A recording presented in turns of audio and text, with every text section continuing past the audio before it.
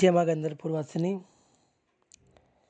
आप सभी पर माँ की कृपा सदैव बनी रहे।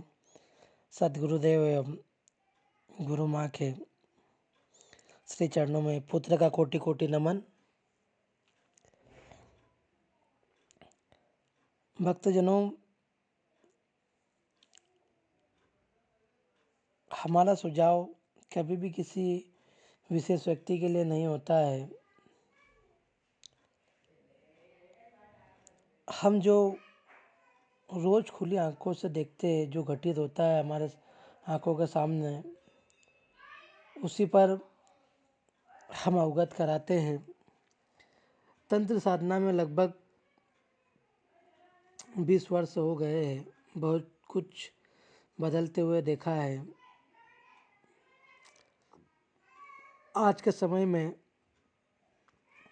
चमत्कार को ही नमस्कार है। हर कोई अपनी समस्याओं का निराकरण निःशुल्क में चाहता है। धर्म और सारी प्राचीन विद्याएं एक धंधे का रूप ले चुकी है।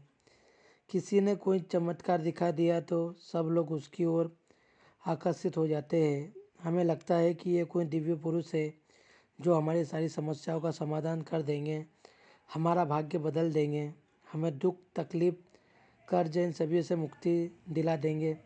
असल में ऐसा कुछ भी नहीं है। सदगुरुदेव के मार्गदर्शन और देवी कृपा के बिना किसी का कल्याण संभव नहीं है। और सदगुरु ही एक ऐसा मार्ग है, गुरु ही एक ऐसा मार्ग है जिसके माध्यम से हम हमारे जीवन में असंभव से असंभव कार्य को भी संभव बना लेते हैं। जिस प्रकार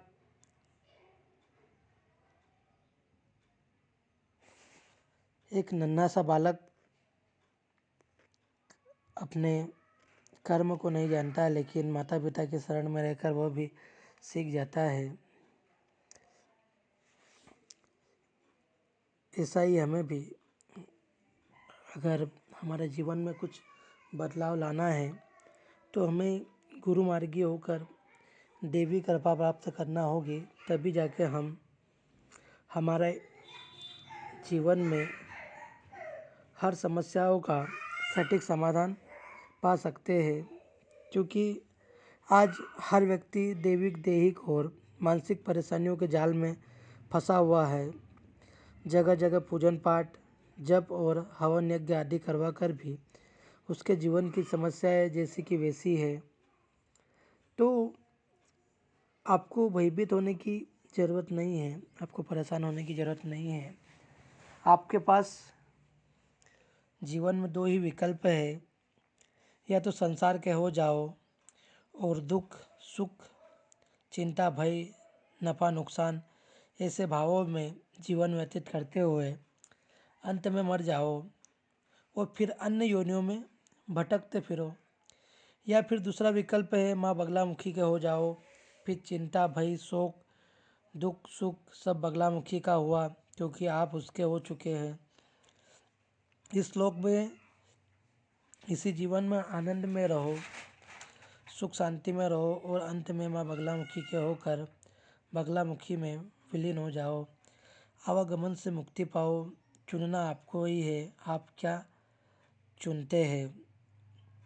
माता बगलामुखी देवी की शरण लेकर स्वयं साधक बनकर अपनी समस्याओं का समाधान करें, स्वयं सक्षम बने। परेशान सभी है, दूसरों के भरोसे पे ना रहे, अपना मार्ग स्वयं चुने, चिंतन करें मनन करें कि हमारे लिए क्या सही है क्या गलत है। क्योंकि जब तक हम अन्य चीज़ों में भटकते रहेंगे हमें हमारा समाधान प्राप्त नहीं होगा। उसका सीधा सा समाधान यही है कि हम अपने जीवन की सभी समस्याओं को माँ बगलामुखी के श्री चरणों में अर्पित कर दे एवं माँ की साधना आराधना करें और अपने जीवन को धन्य बनाएं। क्योंकि कोई सी भी शक्ति जादू की छड़ी नहीं है। मूर्ख ना बने, भक्ति की मार्ग पर चले, धीरे धीरे आपके कष्ट दूर होंगे। आप माँ पे विश्वास रखें। जय माँ बगलामुखी, जय श्री महाकाल।